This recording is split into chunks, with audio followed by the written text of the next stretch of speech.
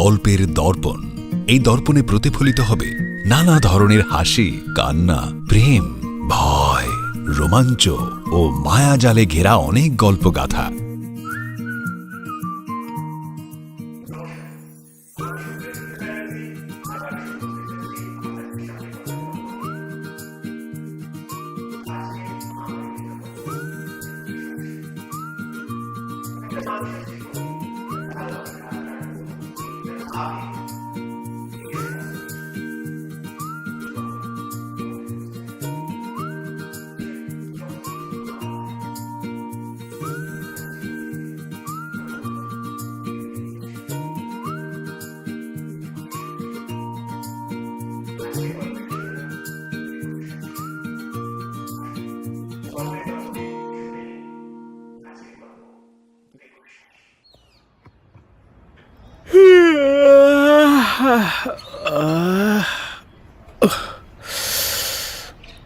বাবা, সকাল হয়ে গেছে।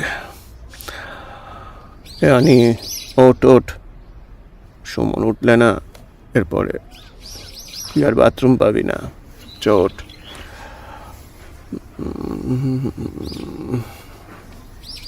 আমি বাথরুমটা সেরে আসি ভাই।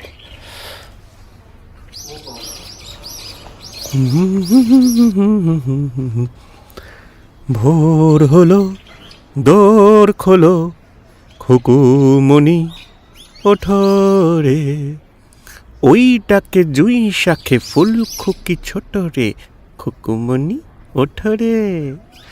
রবি মামা দেয় হামা, গায়ে রাঙা জামা, ওই দারোয়ান গায়ে গান, শোনোই রামা হই। এবার উঠে পড়ো ভাই। ছোটবেলাকার পাঠের পড়া সুকান্তর গলায় ছড়াটা শুনে আমার চোখটা খুলে গেল। চোখ তুলতে দেখি, হ্যাঁ এই রে, এই নোটা বেঁচে গেল। আমি সুকান্তকে বললাম, রবি মামা রাঙা জামা ছেড়ে এবার এই সাদা জামা গলিয়ে নিয়েছে। হ্যাঁ, তাই এখন এই কবিতার কি কোনো মানে হয়? দেখ, সুকান্ত সহজ গলায় বলে, কবিতা কবিতাই বাবা, ওসব বললে চলবে না। বাথরুমের দিকে এগোতে গেলে এই সুকান্ত বলে, ওদিকে এগিয়েও না বন্ধু, ওটি এখন অনির দখলে। সকালে চোখ খুললেই প্রাতকৃত্য সারার অভ্যেসটা আমার বরাবরে। তা উপায় না দেখে তা ওরে বাবা, একটু বসতেই হলো। যাকে এখন বসে বসে বরং আমাদের পরিচয়টা সেরে নি। আমি সুমন, আর্ট ফিল্ম বানাই। বর্তমানে আমরা ওই ঝাড়খণ্ডের দেওঘরে। এখানে আমরা ঝাড়খণ্ড পর্যটন বিভাগের হয়ে একটা ডকুমেন্টারি ফিল্ম তৈরি করছি। সুকান্ত আমাদের স্ক্রিপ্ট রাইটার, ও অনি মানে অনিমেষ আমাদের ক্যামেরাম্যান। ওরে বাবা, না আর মনে পারা যাচ্ছে না। এখন এ পর্যন্ত থাক, বুঝেছেন? আবার পরে কথা হবে। এই অনি, অনি দরজাটা খোল। এই অনি, বাবা খোল, বাবা খোল। ওহ, ঘড়িতে এখন 10টা বাজে। এতক্ষণে আমাদের সবাইয়ের সবকিছু সারা হয়ে গেছে। এবার বেরোনোর পালা।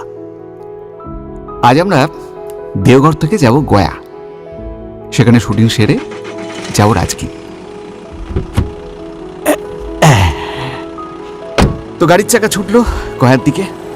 আসুন সুকান্ত লেখা স্ক্রিপ্ট থেকে শোনাই গয়ার বিবরণটা। পৌরাণিক যুগ থেকে গয়ার কথা মানুষ শুনে আসছে, কিন্তু কাহিনীও আছে গয়াকে নিয়ে। তাই বন্ধু পথে যেতে যেতে সেই সব শোনা কাহিনী যদি আরেকবার শুনে নি, কি তা খারাপ লাগবে বলে মনে হয় না? না, চলুন শোনাই। দেখি স্ক্রিপ্টে কি লিখেছেন বাবু। বায়ু পুরাণ থেকে জানতে পারি গয়াসুরের নাম থেকেই গয়ার নামকরণ হয়। গয়াসুর, এই গয়াসুর ছিলেন ভগবান বিষ্ণুর পরম ভক্ত। শ্রী বিষ্ণুর দর্শন লাভ করে বিষ্ণুত্ব প্রাপ্ত হবেন এমন ইচ্ছায় গয়াসুর কঠিন সাধনায় মগ্ন হলেন।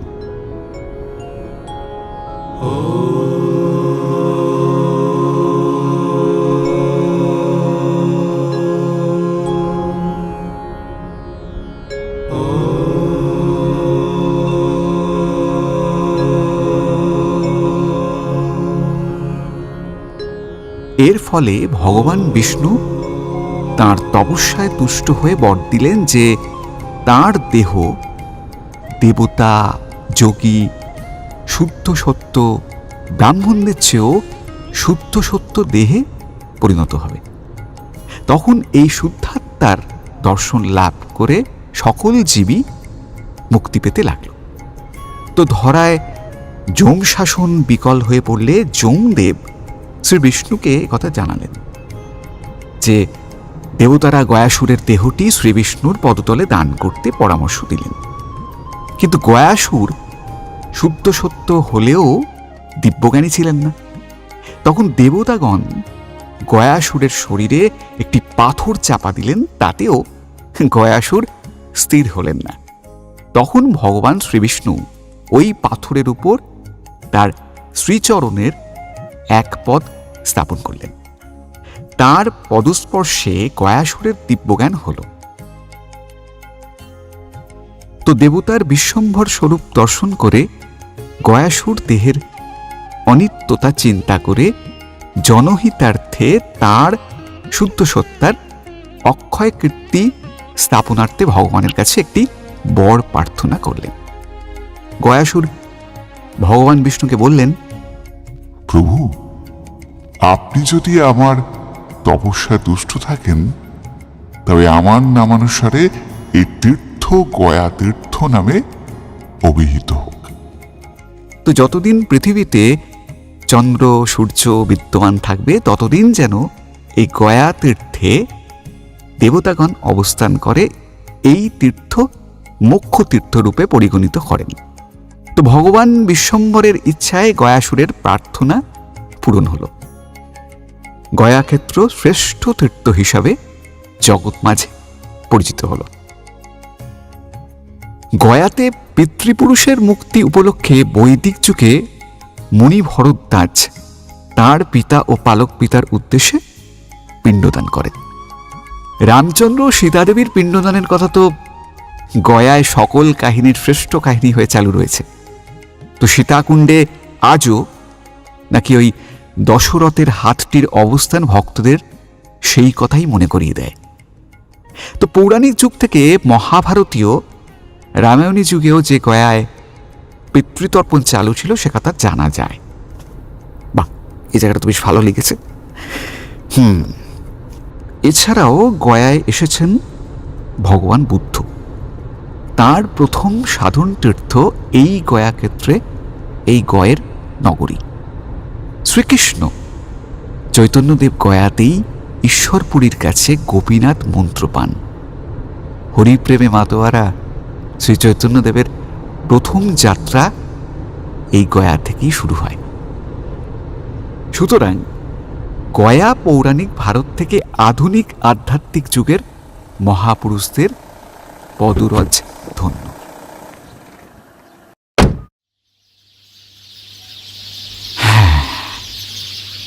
দেখেছেন, অনেকটা সন্ধে হয়ে গেল। হ্যাঁ, গয়ার কাজ প্রায় শেষ। তো গয়া থেকে রাজগীর প্রায় ওই 65 কিমি। ভাবলাম 2 ঘন্টার মধ্যে পৌঁছে যাবে। ঘড়িতে তখন 6:45। প্রথমে একদমই কিছুই মনে হয়নি, কারণ গাড়ি না খুব সুন্দর যেতে লাগলো। তারপর রাস্তার যা বেড়াল দশা তা ভাষায় ব্যক্ত করার নয়। সত্যি কথা বলতে রাস্তাগুলো দেখে মনে হচ্ছে সমুদ্রের ঢেউ, এত তার খানাখন্দ। তার সেই খানাখন্দের মধ্যে পড়ে গাড়িতে একবার এদিক আবার ওদিক, যেন কৌটোর মধ্যে ভরে কেউ ঝাঁকুনি দিচ্ছে।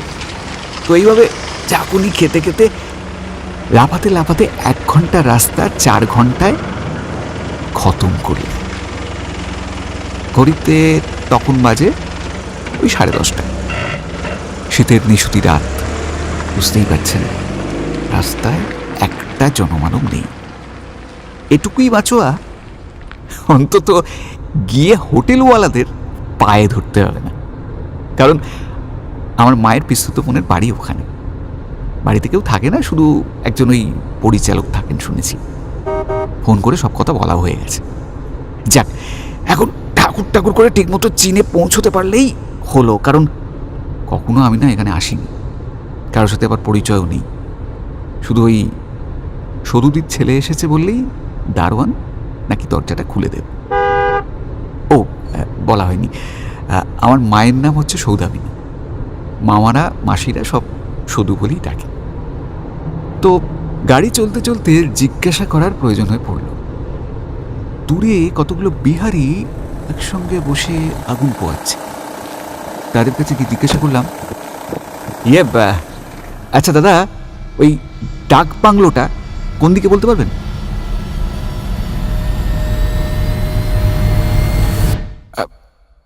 সবাই যেন কেমন একটা চমকে উঠল। তার মধ্যে একজন জিজ্ঞাসা করলো, কেন ওখানে যাবেন কেন? না মানে ওটা আমার মাসির বাড়ি। ও আচ্ছা আচ্ছা, সিধা চলে যান, বলি না, ওই 1 কিলোমিটার হবে।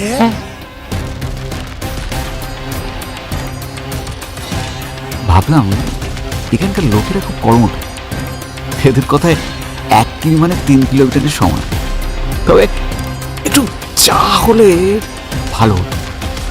এই ভেবে গাড়ির দিকে এগোচ্ছি, হঠাৎ দেখি দূরে একটা লাইট জ্বলছে।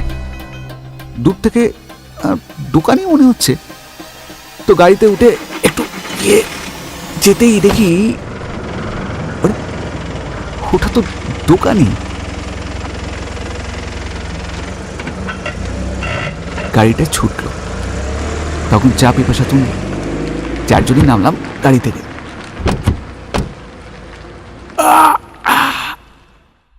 আমরা 3 জন, আর সঙ্গে আমাদের ড্রাইভার রাজীব। চাটির স্বাদ এমনই, বাপের জন্মে এমন চা খায়নি। চাটা বেশ না? সত্যি দারুণ চা না?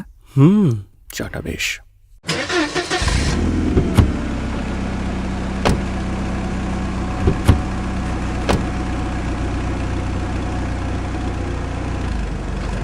হঠাৎ আমার চোখটা পিছনের দিকে পড়ল। দেখি না আছে একটা আগুন পোহানো লোক, না আছে লাইট জ্বলা দোকান, এদিকে আবার সামনে ঘন কুয়াশা। ভাবলাম সবই আছে কুয়াশায় ঢেকে। কোনো রকমে হাতড়াতে হাতড়াতে এসে পড়লাম ডাক বাংলোয়।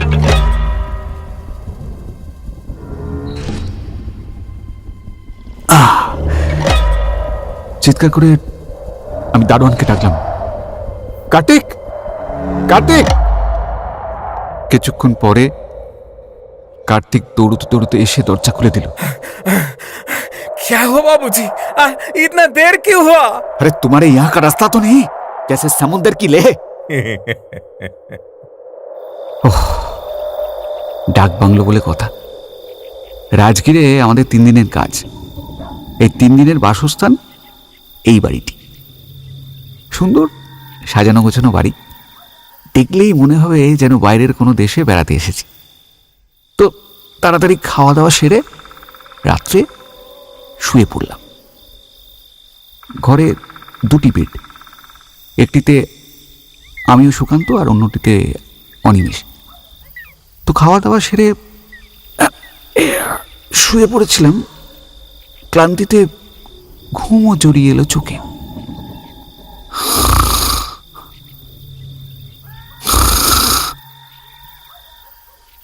হঠাৎ ঘরের মধ্যে শুয়ে আছি, ঠিক মাথার কাছে যেন কার একটা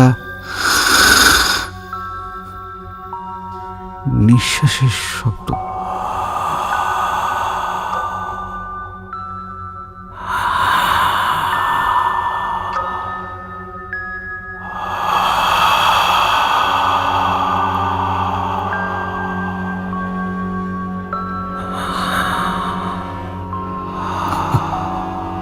হঠাৎ করে ঘুমটা ভেঙে গেল।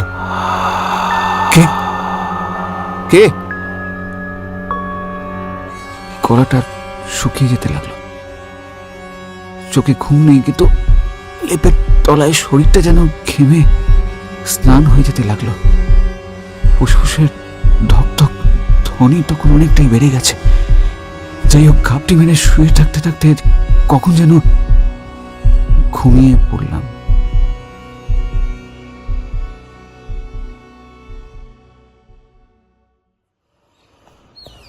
সকালবেলা ঘুম থেকে উঠে দেখি জানলাটা বন্ধ। তারপর ভাবলাম, শীতকালে জানলাটা তো খুলে রাখার কথা নয়, তাই বোধহয় জানলাটা বন্ধ। এই পর্দাটা দেখেই বোধহয় ভয় পেয়েছিলাম। থাক, এখানে চুপ করে যাওয়াই ভালো বাবা, না হলে নিজের সাহসের বড় বড় তকমা বেশ ভালোই ছুটবে। হালকা হেসে বাথরুমে চলে গেলাম। এই ভেবে স্নানটা সারছি, এমন সময় কালকের সেই গরম নিঃশ্বাস আমার পিঠে পড়তে লাগলো।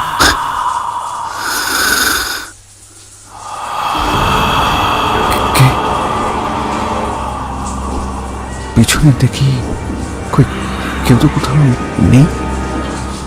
কালকের ভয়টা যেন আবার আমাকে ক্রমাগত ঘিরে ধরতে লাগলো।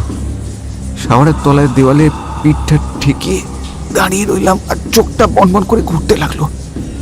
না, বেশিক্ষণ না, এখান থেকে আমায় তাড়াতাড়ি বেরোতে হবে। মনে হতে লাগলো বাথরুমে যেন কেউ আছে, আর সেটা জানান দিতে লাগলো।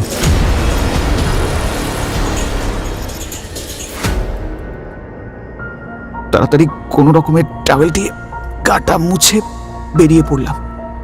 ভেতরে একটা অজানা ভয়। কে ও? কে?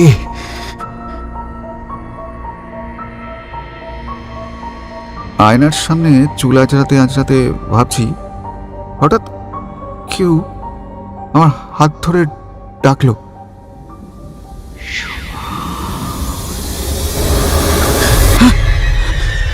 শিউরে ওঠে মন, শিউরে উঠলো আমার শরীরটা। মন থেকে বলে ওঠে, গলা কার? চিৎকার করে উঠি, কার্তিক, কার্তিক! কিন্তু কোথায় কার্তিক? ছুটে বেরিয়ে এলাম ঘর থেকে বাইরে, করিডোরে, বারান্দায়, অন্যান্য ঘরেও কোথাও সে নেই। বলতে গেলে কেউই নেই, কোনো পাত্তা নেই কারোর। নিচে নেমে এসে আশ্বস্ত হলাম সবাই ডাইনিং টেবিলে। কিন্তু কোথায় গেল কার্তিক? সকাল থেকে সে যেন নিরুদ্দেশ। সুকান্ত অনিমেষ প্রাতরাশ শেষ করেছে। তাদের কাছে কার্তিকের কথা জিজ্ঞাসা করি, তারাও একমত। কার্তিককে নাকি সকাল থেকেই দেখা যাচ্ছে না। সকালে খাবার দাবার কিনতে বোধহয় বাজারে গেছে। এমন সময় সুকান্ত হঠাৎ বলে উঠল, নে বস বস, খেয়ে নে। এত দেরি করে উঠলি, তাড়াতাড়ি কর। আমিও 7-5 না ভেবে টেবিলে খেতে বসে পড়লাম। সুকান্তকে খেতে খেতে প্রশ্ন করলাম, বলছি, এইসব খাবার সাজানোর সময় তো ওর সঙ্গে দেখা হয়েছিল, তখন জিজ্ঞেস করলি না তো ও কোথায় যাচ্ছে? সে কি, আমরা তো ভাবছি যে তুই বোধহয় ওকে বলেই সমস্ত অ্যারেঞ্জমেন্ট করে রেখেছিস। হঠাৎ খাওয়াটা যেন আর চিবোতে পারলাম না, গলায় যেন শুকিয়ে আসছে।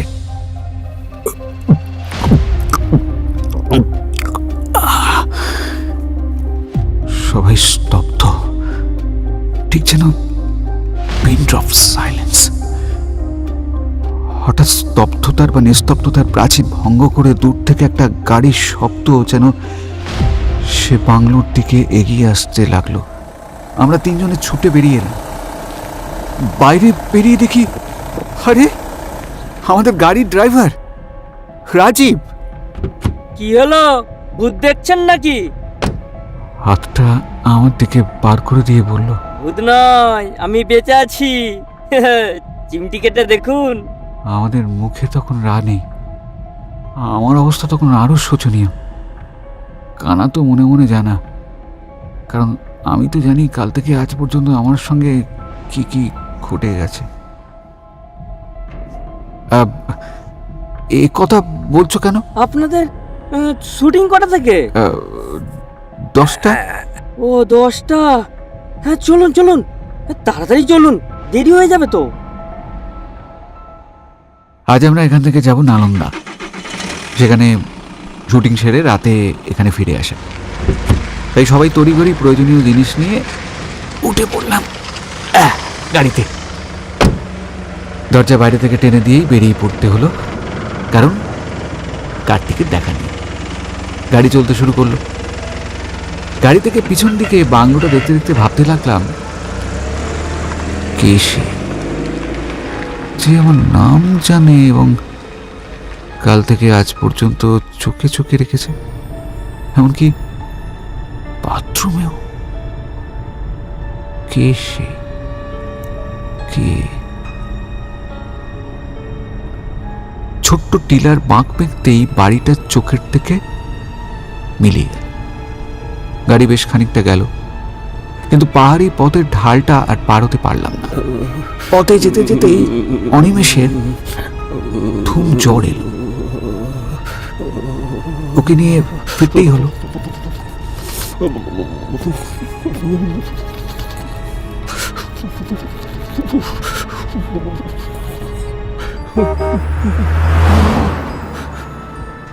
কারণ বাড়ি ফিরে দেখি তখনও কার্তিক আসেনি।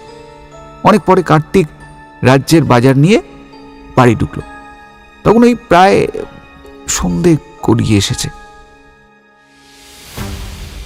আরে কোথায় থাকো তুমি? হ্যাঁ, না মানে কাজের সময় যদি তোমাকে না পাই তাহলে তোমাকে পুষে লাভ কি আমার? না বাবু বাবু, আপনারা রয়েছেন ঘরে, বাজারপত্র নেই। তাছাড়া খানিকটা দূরেই তো আমার বাড়ি। ঘরে পরিবার ও মেয়ে থাকে, তাদেরও তো দেখতে হবে নাকি? আরে তাদের তো তুমি সারা বছর দেখো, একদিন আমরা এসেছি, এখন না দেখলে কি মহাভারত অসুস্থ হয়ে যাবে? না না না, তবে আসলে আসলে বাবু, সময়টাই বড় কথা। যাই হোক, অনিমেষের জ্বর বাড়তে থাকায় আইস প্যাক চাপানো ও ওষুধপত্র খাইয়ে দেওয়া হলো। ধীরে ধীরে জ্বরটা নামতে লাগলো। রাতে নিজের হাতে জানলা দিয়ে শুয়ে পড়লাম, ঘুমিয়েও পড়লাম।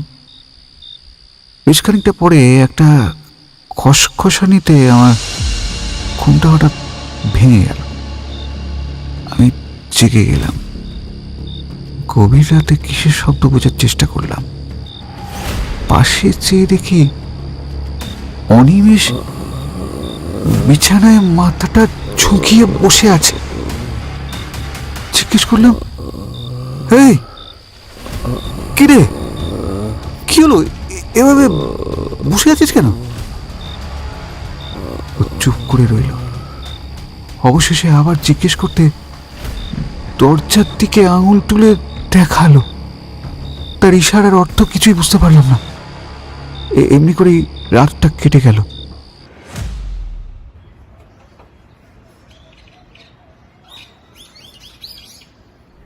অবশেষে পরদিন আমাদের ক্যামেরা নিয়ে বেরোতেই হলো, কারণ সরকারি কাজের বরাত বেশি দিন স্থগিত করা যায় না।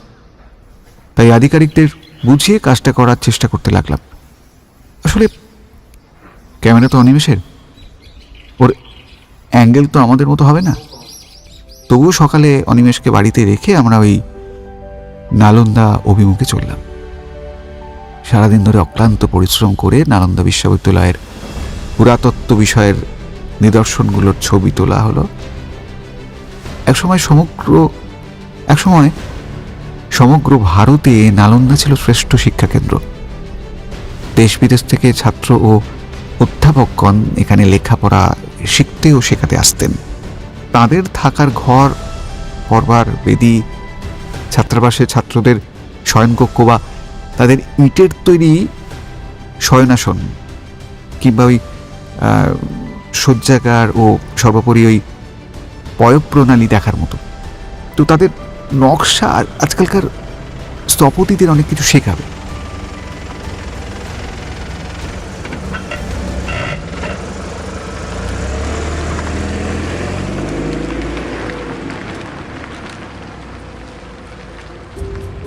বাংলোয় ফিরে এসে দেখি কার্তিকও নেই, আমার অনিমেষও নেই। হতচকিত হয়ে গেলাম। না মানে কার্তিক না হয় বাজারঘাটে যেতে পারে, কিন্তু অনিমেষ কি উত্তর দেব ওর পরিবারকে? একটা একটা বিহ্বলতা আমাকে তৎপর করলো। অনিমেষ, ও অনিমেষ, অনিমেষ, অনিমেষ, অনিমেষ, অনিমেষ। অনিমেষ, অনিমেষ নেই, কোথাও নেই।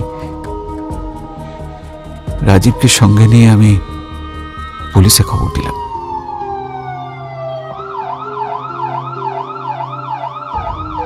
অবশেষে পুলিশও আমরা অনিমেষকে জঙ্গলের ভেতর একটা কাঁচা বাড়িতে পেলাম।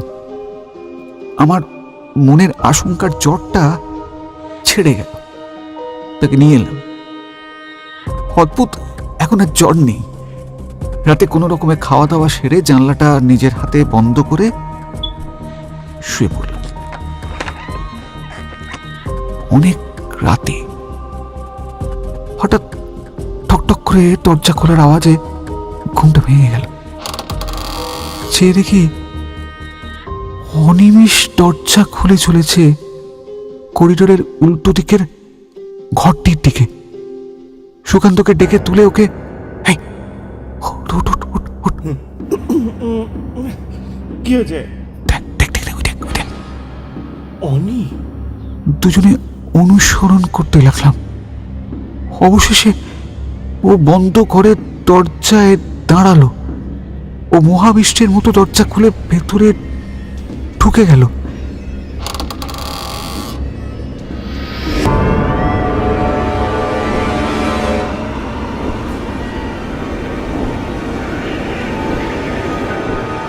ঘরটাতে পিয়ানো সহ নানা রকম বাদ্যযন্ত্র রয়েছে। আমরা ঘরটা থেকে অভিভূত হয়ে গেলাম, বাবা। খানিকটা ভয়ও পেয়ে গেলাম। ঘরটা এমন সাজানো গোছানো যে মনে হলো কেউ যেন রোজ এই ঘরে আসে। আজও যেন এখানে কেউ ছিল।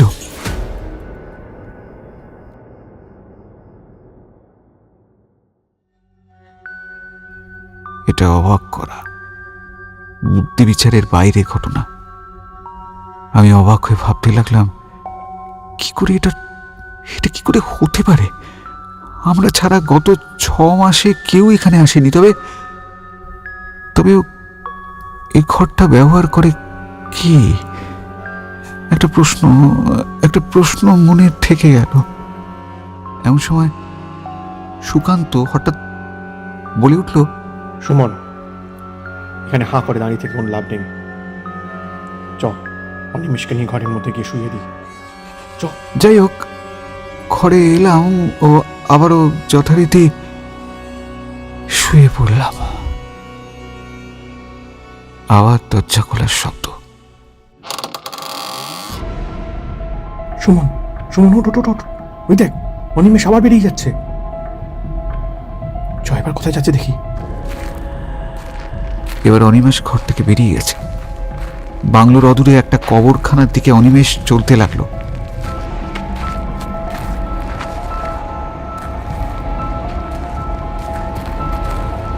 আমি আর সুকান্ত পৌঁছে অনিমেষকে ধাক্কা দিতেই ও পড়ে গেল।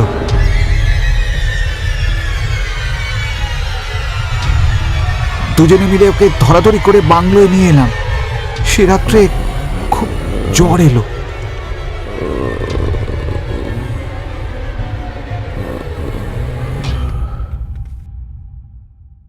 পরদিন ডাক্তার দেখাবো বলে ওকে নিয়ে বার হলাম, কারণ ডাক্তার ডাকবো কি, এ বাড়িতে তো ফোনই নেই এবং আমাদের মোবাইলে নো নেটওয়ার্ক। সুতরাং ওকে গাড়িতে করে শহরে ডাক্তারের কাছে নিয়ে চললাম।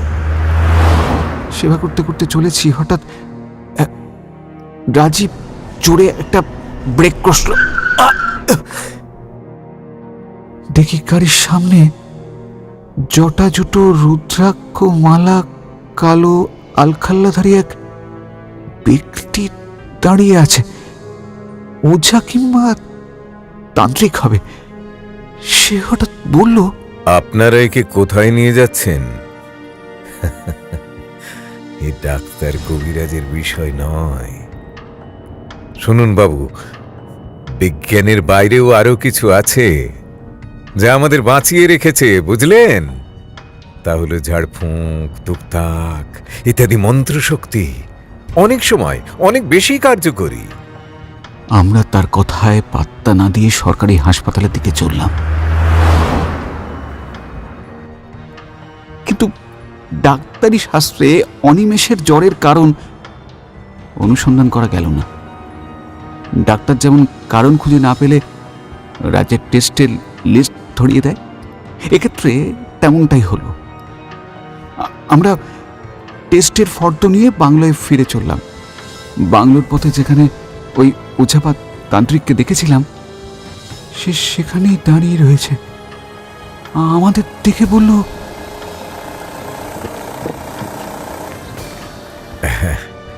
এই যে বাবুরা হাসপাতাল থেকে ফিরে এলেন, তাই না?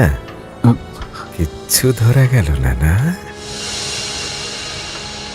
তাকে দেখে মনে হলো সে যেন আমাদের অপেক্ষায় দাঁড়িয়েছিল। সে আমাদের সঙ্গে বাংলো পর্যন্ত এলো, বলল, এই বাংলোয় অশরীরী আছে। কি? এই অশরীরীরাই আপনাদের যেতে দিচ্ছে না, তার মানে আটকে রেখেছে। হ্যাঁ? কিন্তু আপনারা এই বাংলো না ছাড়লে মারা পড়বেন। কি?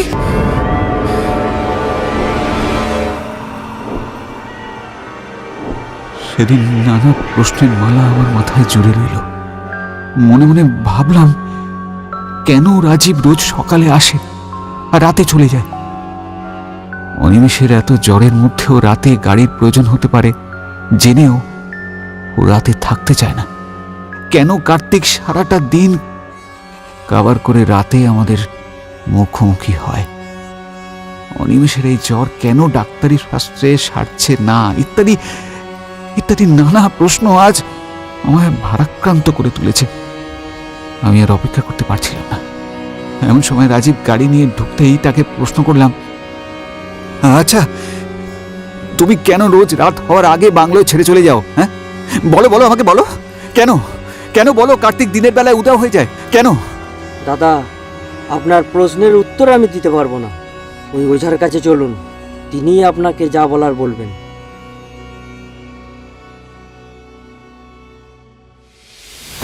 আমি সুকান্ত আর অনিমেষকে নিয়ে রাজীবের সঙ্গে পাত্তারি গুটিয়ে ওঝার বাড়িতে চললাম। সে সময় তিনি পুজোর ঘরে। অনেকক্ষণ অপেক্ষা করে অনিমেষ অবসন্ন হয়ে পড়তে ওকে শুইয়ে দিলাম। অবশেষে ওঝার ধ্যান ভাঙলে আমাদের তিনি ফিরে যেতে বললেন। কিন্তু রাজীবের কথায় তিনি আমার প্রশ্নের উত্তর দিতে রাজি হন। তিনি আমাদের একটা কাহিনী বলতে লাগলেন।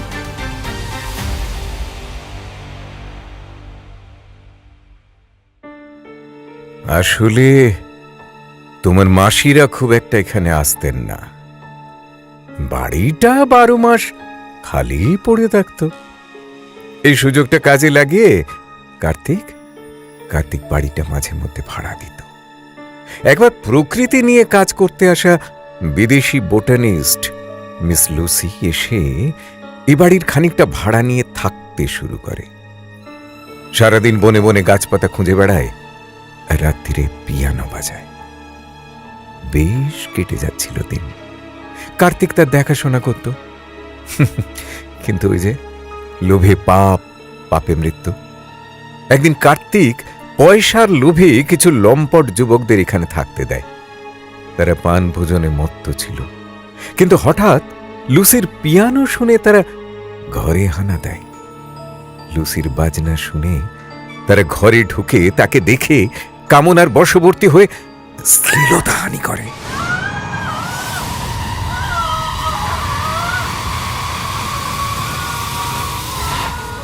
কিন্তু এ ঘটনা তৎকালীন প্রশাসনকে নাড়া দেয়। মিডিয়ায় প্রকাশ পায় এই ঘটনা। এতে তাদের সাজা হতে পারে জেনে আবার তারা একদিন হানা দেয় বাংলো বাড়িতে। লুসি কার্তিকের সাহায্য চাইলে টাকা খেয়ে কার্তিক মুখ ঘুরিয়ে নেয়। বর্বররা লুসিকে পথের বাঁকের ঢালের ওখানে জঙ্গলে জ্যান্ত পুঁতে ফেলে।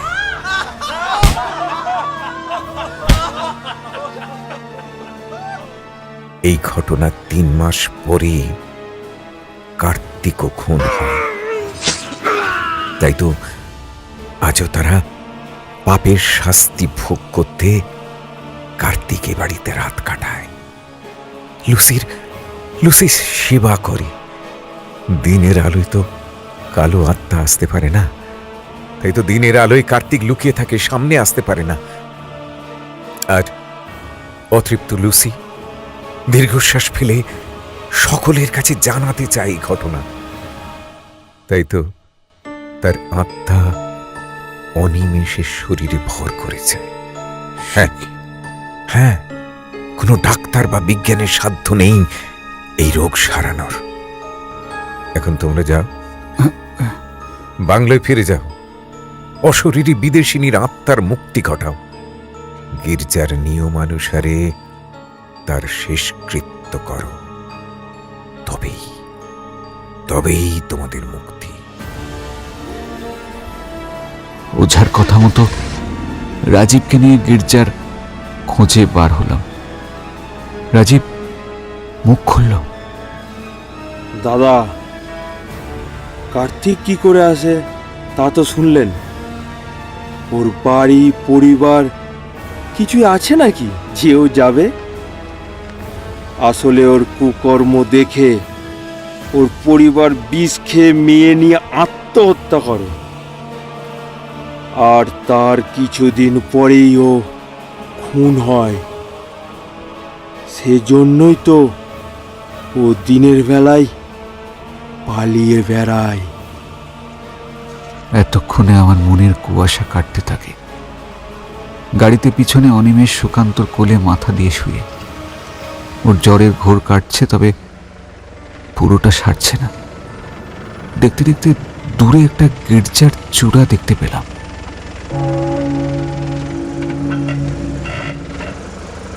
রাজীব গির্জার প্রাঙ্গণে গাড়ি দাঁড় করালো।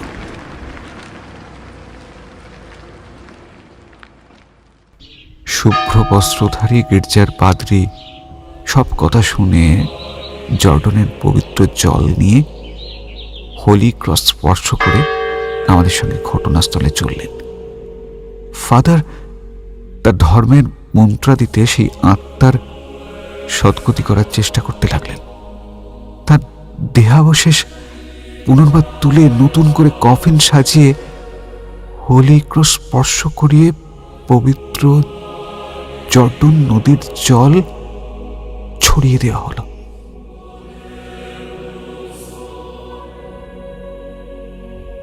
আমি দূরে একটা শালগাছের তলায় দাঁড়িয়ে কর্মকাণ্ড দেখছিলাম। হঠাৎ আমার পিঠে একটা নিঃশ্বাস পড়ল।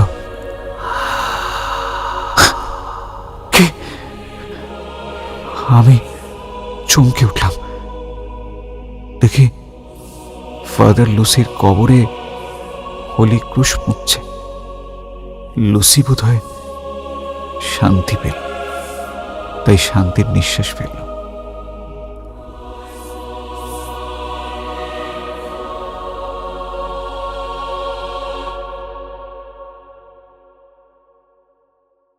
আমি গাড়িতে ফিরে এসে দেখি, আরে এই তো ঠিক আছে তো এখন। অনেকটা ভালো। অনিমেষের শরীরটা অবসন্ন হলেও বেশ প্রফুল্ল দেখাচ্ছে ওকে। রাজীব ফাদারকে নিয়ে সামনে বসে গাড়ি স্টার্ট দিল। আমার 3 বন্ধু পেছনে।